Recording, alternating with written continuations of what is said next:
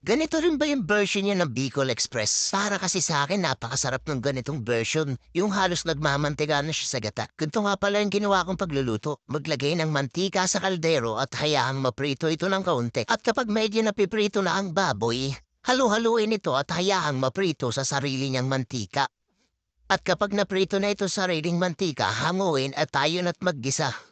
Ilagay natin ang bawang at sibuyas at hayaan natin magisa. Pag nagisa na, ilagay naman natin ang bagoong at ating halu-haluin hanggang sa maluto ito. Ilagay na natin ang baboy at pakapitin dito ang bagoong. Pag naghalo na ang bagoong at baboy, ilagay na natin ang sabaw ng niyog at hintayin nating lumambot ito. Pag lumambot na ito sa sabaw ng niyog, halu-haluin at ilagay na natin ang Kokomama fresh gata. At syempre, sabay na rin natin ang siling green at ang siling pula. Maghintay na lang tayo ng 20 minutos. Sa wakas, luto na ang ating Bicol Express. Sarsa pa lang, mapapa-extra rice ka naman talaga.